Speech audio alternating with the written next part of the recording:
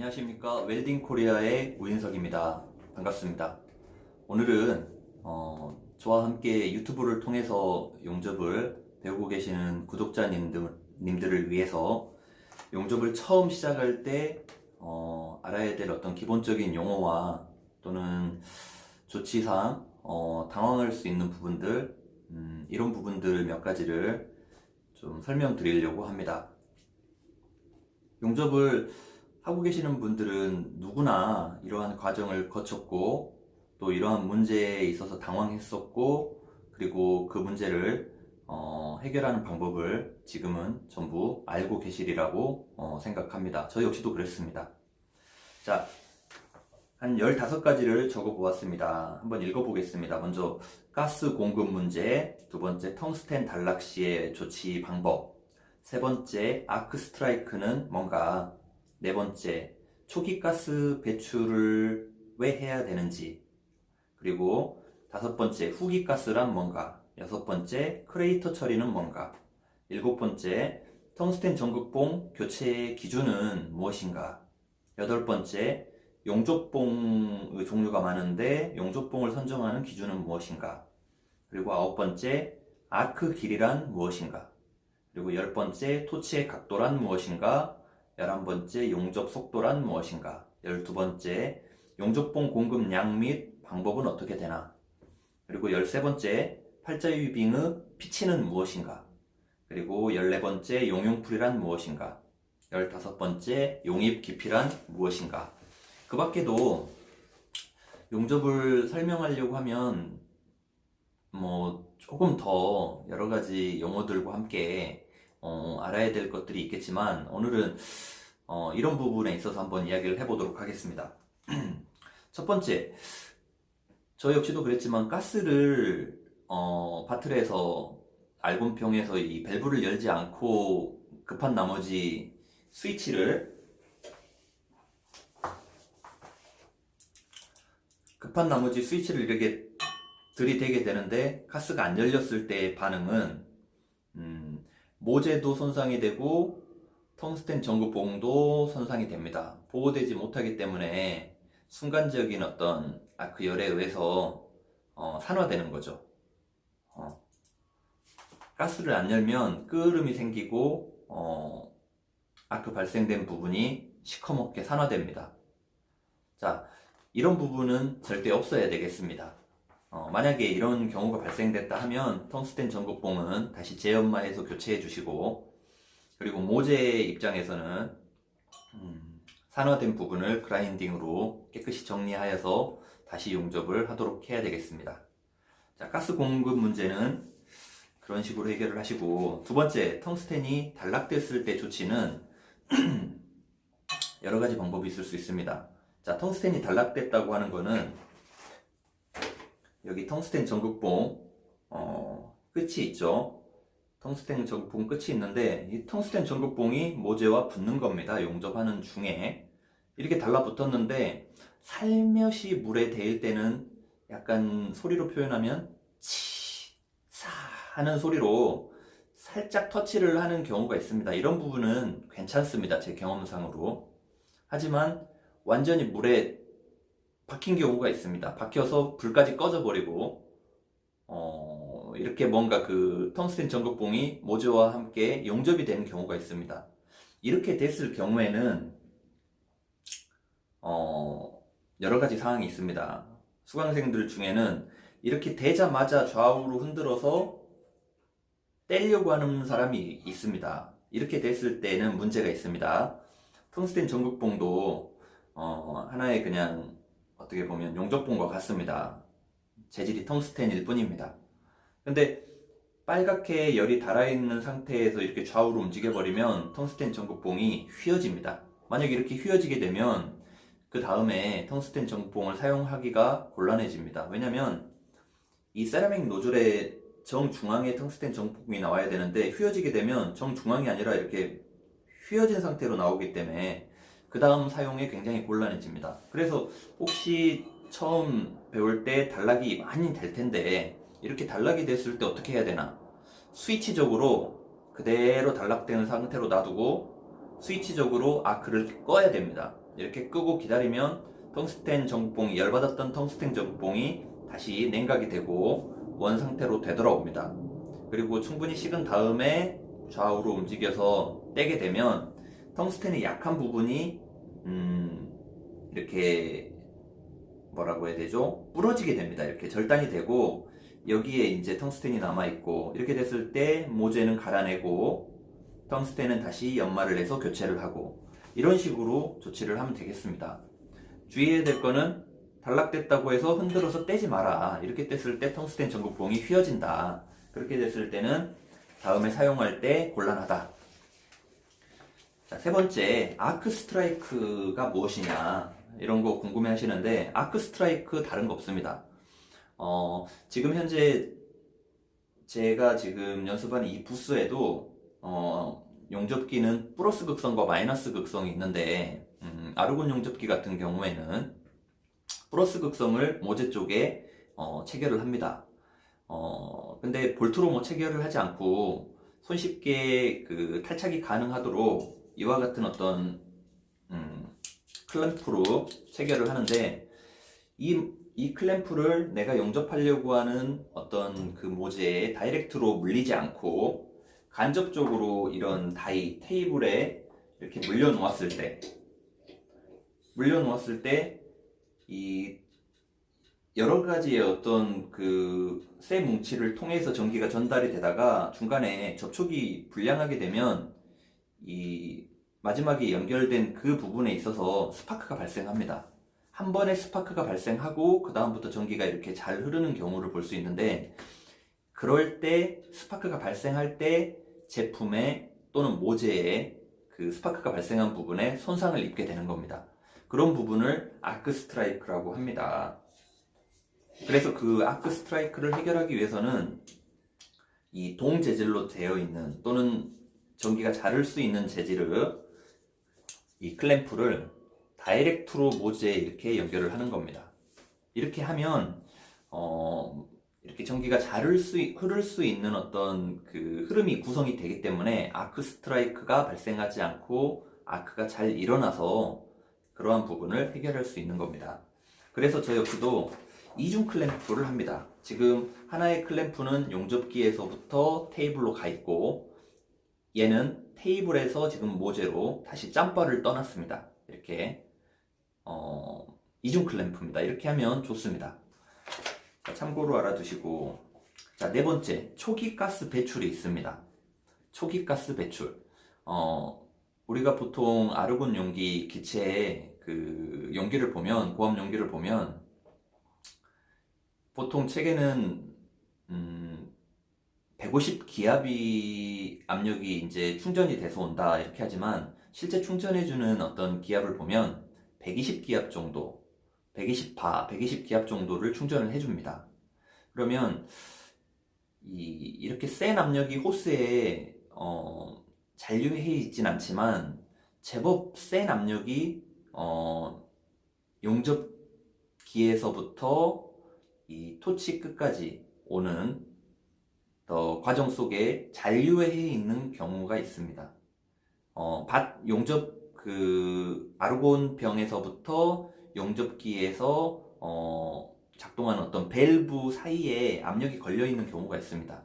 그래서 센 압력이 아르곤 스위치를 누름과 동시에 토치를 향해 나옵니다. 이렇게 되면 아르곤 용접 시 초기에 아크 발생했을 때 가스가 이렇게 세게 되면 굉장히 아크가 불안정합니다. 그래서 큰 소리와 함께 불안정한 아크가 부담스럽고 때로는 좋지 않은 영향이 있기 때문에 맨 처음에 내부에 있는 그 호스의 압을 한번 제거를 해준 다음에 스무스하게 설정해 놓은 어떤 7리터 퍼 미닛이나 10리터 퍼 미닛 이 정도의 속도로 나오는 스무스하게 나오는 아르곤 가스로 용접을 한다, 이렇게 생각하시면 되겠습니다.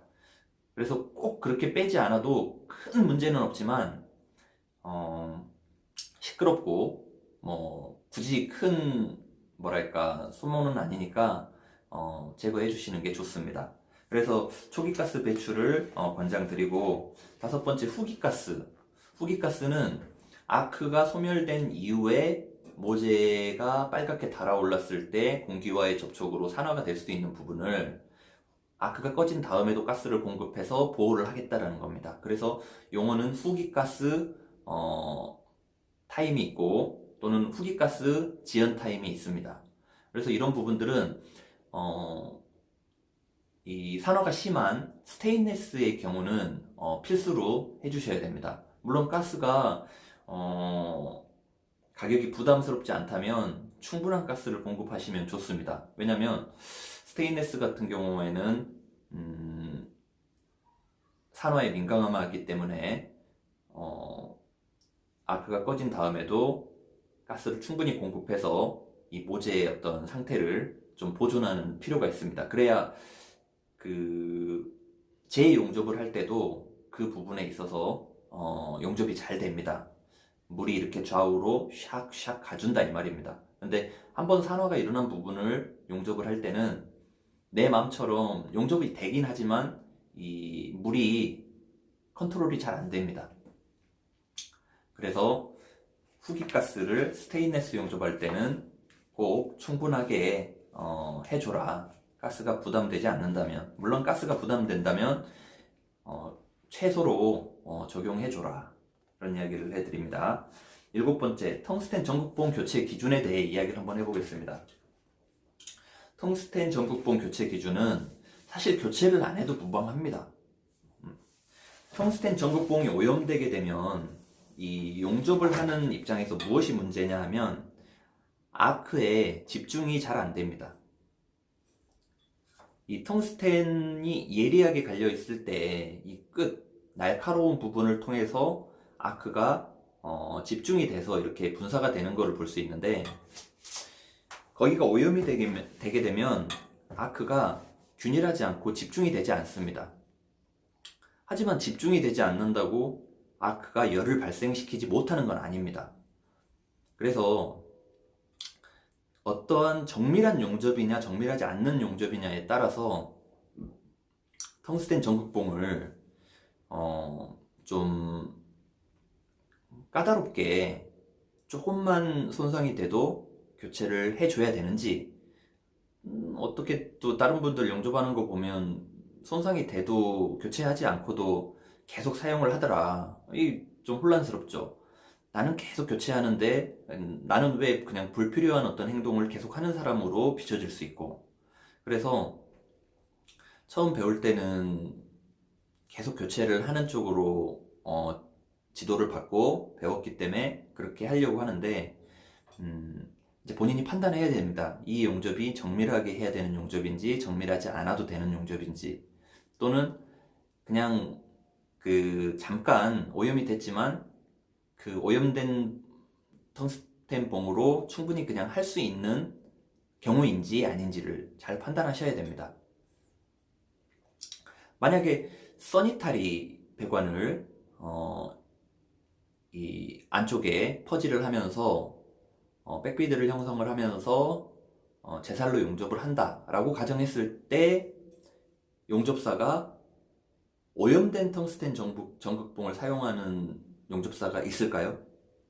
저라면 오염된 전극봉을 사용하지 않겠습니다. 왜냐? 그렇지 않아도 실력이 안 좋은데 오염된 전극봉으로 써니타리 백비드를 형성하면서 용접을 한다. 저는 자신이 없습니다. 그래서 정밀하냐 정밀하지 않냐, 첫째 그 부분을 기준으로 해서 텅스텐을 교체를 하시고, 그리고 오염이 될 때는 아크가 집중이 잘 안 되고 컨트롤이 잘 안 된다는 거, 그리고 정기적으로 봐도 뭐랄까 그 집중이 잘 안 되기 때문에 효율적이지 못합니다. 그래서 처음 배우실 때는 작은 단락이 됐을 때 무조건 교체를 하시는 게 좋습니다. 왜냐면 최상의 컨디션으로 주위를 세팅을 하고 오직 나만 내가 부족한 어떤 기능적인 부분을 숙달시키는 데에 초점을 맞추시는 게 좋습니다. 물론 나중에는 꼭 그렇게 하지 않아도 되겠지만 맨 처음에는 전부 다 어려운 환경이기 때문에 아크 길이도 어렵고 토치의 각도도 어렵고 용접 속도도 어렵고 자세도 어렵고 또 어떤 레시피를 적용해야 될지도 어렵고 모든 게 낯선 환경이기 때문에 다른 부분들은 최상으로 갖춰놓고 나에 대해서만 컨트롤을 좀 기능을 숙달시키는 부분이 처음에는 좋다고 생각합니다. 자, 그래서 텅스텐 교체 주기는 조금의 단락이 됐다 하면 교체하는 게 맨 처음에는 좋다라고 제가 권장을 드리고, 실력이 좀 늘었다 하면 판단하셔야 됩니다. 이 텅스텐 전극봉으로 내가 이 용접을 마무리 질 수 있을까 없을까를 자신 있으면 하는 거고, 자신이 없으면 교체하셔서 사용하시는 게 맞습니다. 자, 그리고 용접봉 선정 기준도 물어봅니다. 용접봉 되게 간단합니다. 용접봉 선정 기준, 이 모재와 똑같은 재질을 용접봉으로 사용하는 겁니다. 이 모재와 똑같은 재질. 그래서 본인이 사용하는 모재의 재질을 알고 있어야 본인이 사용할 용접봉도 알게 되는 겁니다. 지금 이 스테인레스 파이프의 재질 같은 경우에는 STS304입니다. 그래서 용접봉 그 가게에 가서 STS304 용접할 수 있는 용접봉 주세요 하면 ER308을 줍니다. 308. 그리고 또 스테인레스와 철을 용접하려고 하는데 어떤 용접봉 씁니까 하면 스테인레스와 철이 골고루 섞여져 있는 ER309를 줍니다. 그리고 또 스테인레스 316이다 그러면 316을 줍니다. 그리고 316인데 탄소 함유량이 좀 적은 거는 316L을 주고, 그리고 304인데도 탄소 함유량이 좀 적은 거는 308L을 주고, 이렇게 선정 기준은 본인이 사용하는 모재와 똑같은 재질의 용접봉을 사용하면 되겠습니다. 자, 그리고 아크의 길이에 대해 한 번 더 강조하겠습니다. 아크의 길이가 가장 중요하다고 지금 많은 영상에서 제가 강조하고 있습니다. 아크의 길이가 용접을 배우는 데 있어서 가장 어려울 뿐만 아니라 가장 중요합니다. 그리고 그것만 배우게 되면 나머지 것들은 레시피적인 문제입니다.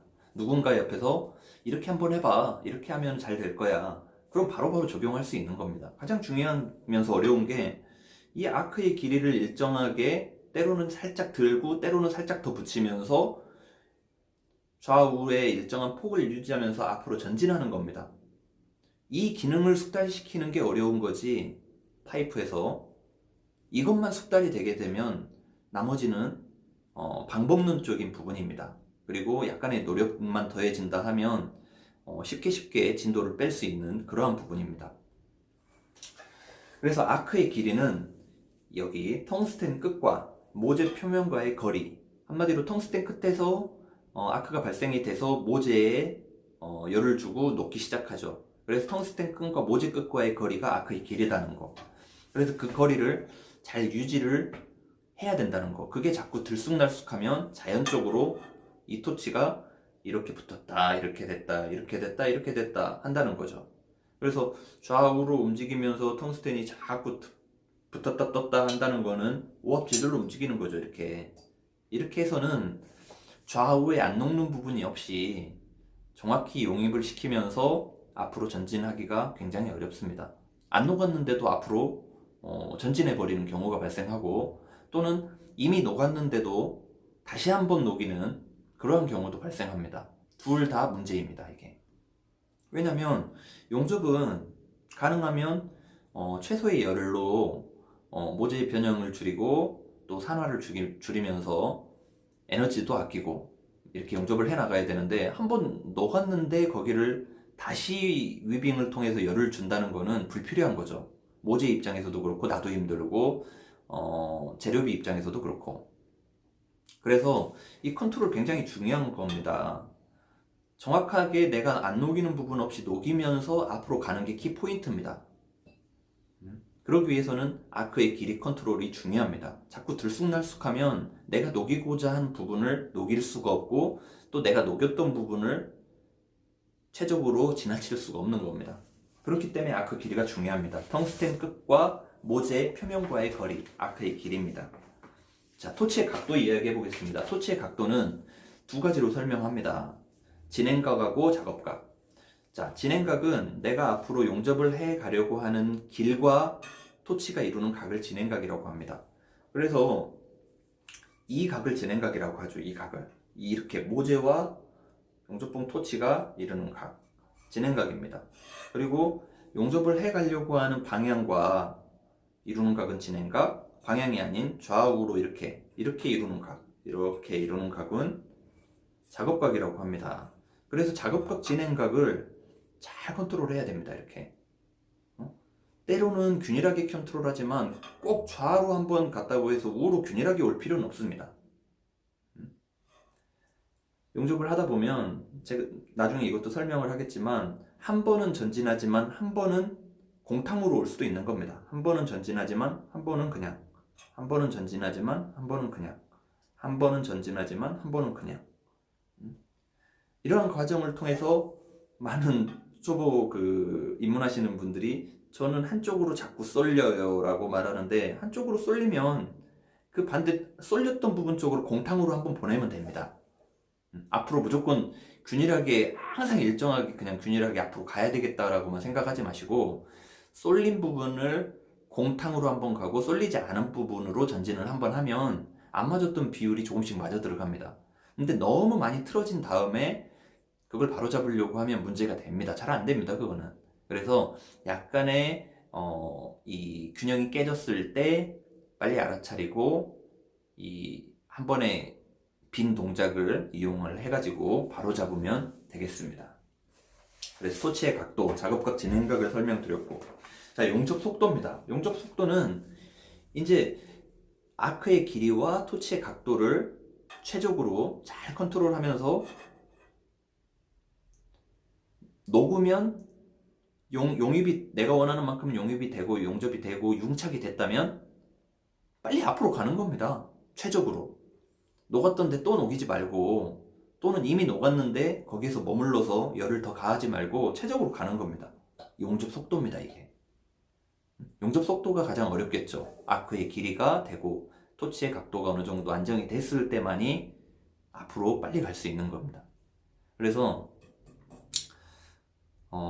제일 먼저 토치 아크의 길이 먼저 숙달을 시켜야 되고, 아크의 길이를 숙달시킬 때는 아크를 일으키지 말고 부단히 노력하셔야 됩니다. 한 일주일 정도 하루에 진짜 많은 시간 투자해가지고 하면 됩니다. 뭐 1년, 2년 투자하라는 게 아닙니다. 많게는 한 3, 4일만 아니면 하루 이틀만 집중적으로 아크를 발생시키지 말고, 하지만 진짜 용접을 하는 자세를 취하면서 이 연습을 하는 겁니다. 이렇게 하면 됩니다. 여기 앉아가지고 계속 연구해야 됩니다. 이게 내 움직임, 작은 움직임 하나에 이 텅스텐 길이가 어떻게 되는지 일정하게, 나는 텅스텐 길이가 일정하면서 앞으로도 잘 가는지 못 가는지, 이거를 본인이 방법론적인 거를 몸으로 깨닫고 난 다음에 각도와 같이 이루어지는 거죠. 아크의 길이는 둘이 분리할 수 있는 부분이 아니라 아크의 길이 플러스 각도입니다. 이게 이쪽으로 이렇게 많이 꺾을 건지, 이 아크의 길이 플러스 각도입니다. 이런 부분이 된 다음에 이제 속도도 또는 천천히 하든지 또는 빨리 하든지 이런 부분들이 적용이 되는 겁니다. 자, 그리고 용접봉 공급량 및 방법입니다. 저 역시도 그랬지만 이게 굉장히 고민스럽죠. 자, 여러분들이 용접봉 공급을 하는 데 있어서 애로점은 뭐냐면, 처음에 용접봉 공급은 그냥 이루어지는 게 아닙니다. 용접봉 공급은 용접 속도하고 아주 밀접하고 이게 녹아 들어갈 조건이 됐을 때만 녹아 들어갈 수 있는 겁니다. 수강생들을 보면 용접봉 공급을 좀 많이 해라 하면 토치나 다른 움직임은 똑같이 하면서 얘만 많이 늘려고 합니다. 이렇게 하면 공급이 많이 되질 않습니다. 이 많이 느는 것도 기술입니다. 왜냐면 한 번에 아크가 왔을 때 절묘하게 느는 겁니다. 아크가 지나가 버리면 들어가질 않습니다. 이게 무슨 열로 얘를 녹여서 얘를 넣을 겁니까? 팔자 위빙을 할 때 용접봉을 공급할 수 있는 방법은 좌로 한번 쓸 때 최적으로 밀어 넣는 겁니다. 좌로 한번 쓸 때. 그리고 또 우로 한번 쓸 때 밀어 넣는 겁니다. 아무 때나 들어가는 게 아닙니다. 그리고 용접봉을 많이 이거를 밀어 넣고 싶으면 좌로 한번 쓸 때 천천히 쓸어야죠. 천천히 쓸면 천천히 쓰는 만큼 더 많이 넣을 수는 있겠죠. 그거는 비드의 어떤 모양이나 여러 가지 조건을 무시한 채 그냥 많이만 넣어보려고 했을 때 이야기입니다. 용접봉을 많이 넣어보고 싶다면 위빙을 천천히 쓸어 주십시오. 좌로 우로 샥 샥. 근데 이거를 샥샥 이렇게 빨리 썰게 되면 빨리 지나치게 되면 용접봉을 많이 넣을 수가 없습니다. 많이 넣고 싶으면 좌우로 느리게 쓸어줘라. 샥 샥. 또는 용접봉을 많이 넣고 싶으면 용접 전류를 올리십시오. 올려야 한 번의 움직임에 많은 양이 녹을 수 있죠. 에너지가 있어야. 그래서 전기가 세게 되면 샥 쓸어도 이 용접봉을 충분히 용융시킬 수 있는 열이 되니까 많이 녹는 거예요.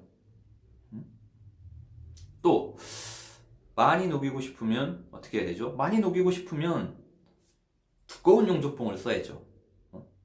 그러면 한 번 쓸을 때 내 컨트롤이 좀 미약하더라도 많은 양이 들어갈 수 있겠죠.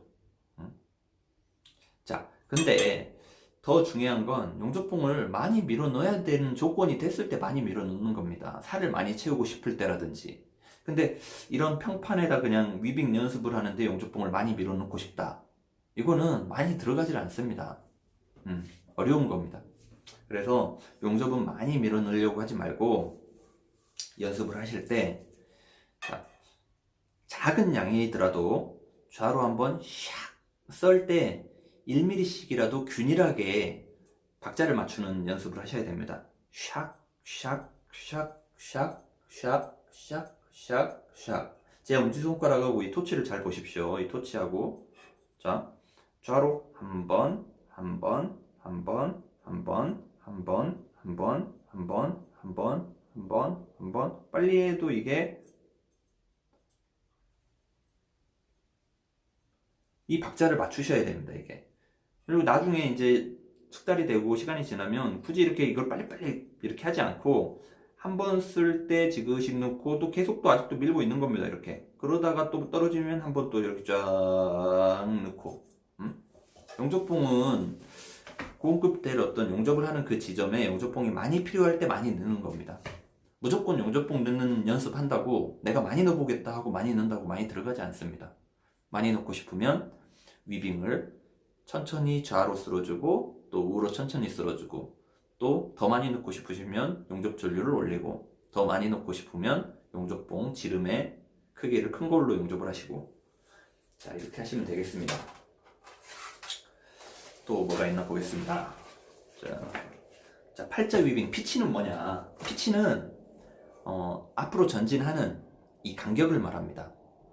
나사의 피치는 나사상과 나사상과의 어떤 거리를 말하죠. 그래서 이 피치는 비드의 어떤 결과 그 다음 비드의 결, 그 사이를 말합니다. 물론 피치를 크게 가지고 가면 용접이 더 빨리 끝나겠죠. 근데 피치를 크게 가져가기 위해서는 용융풀의 모양이 커야 됩니다. 용융풀의 모양은 작은데 피치를 크게 가져갈 수 있을까요? 그건 절대 없습니다. 용융풀이 커야 됩니다. 물론 전류가 좀 낮다 하더라도 조금 지연을 하면 용융풀이 커지죠. 그럼 그 큰 용융풀을 그대로 유지하면서 가져가는 방법이 있고 또는 전류를 조금 올려서 용융풀을 좀 키워서 가져가는 방법이 있습니다. 그래서 용접을 좀 빨리 하고 싶다 하면 용융풀을 좀 키우면 됩니다. 용융풀. 그래서 비드의 어떤 그 비드 결의 간격 이게 피치라고 보시면 됩니다. 그 피치가 일정하게 나왔을 때 우리는 되게 예쁘다라고 생각하고 용접이 예쁘다고 화려하다고 생각을 합니다. 그래서 피치를 균일하게 용접을 하는 게 여러분들의 또 목표이지 않습니까? 자, 용융풀 이런 거 질문도 주셨는데, 용융풀은 쇳물이 녹아서 형성한 물 웅덩이를 용융풀이라고 합니다. 그래서 용접을 설명할 때 용융풀 말이 빠지면 용접을 설명할 수가 없습니다. 용융풀.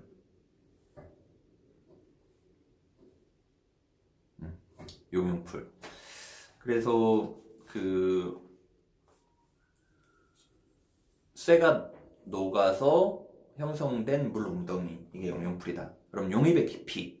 용입의 깊이는 이 모재의 어떤 두께 방향으로 용입이 된, 녹을 수 있는 깊이를 이야기하는 겁니다.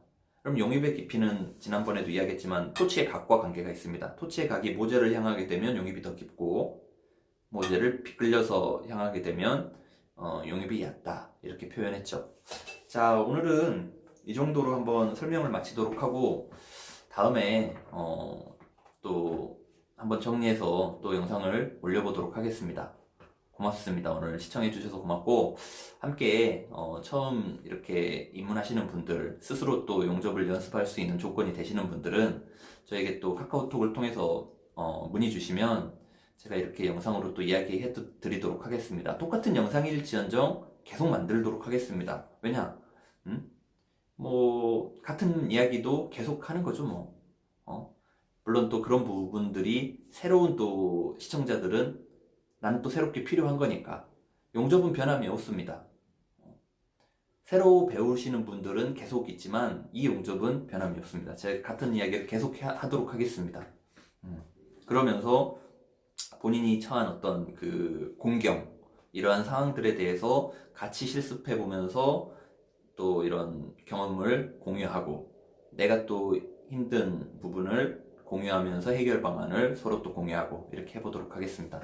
감사합니다. 많이 시청해주시고 함께 성장할 수 있는 채널 만들도록 하겠습니다. 자, 오늘도 행복한 하루 보내십시오.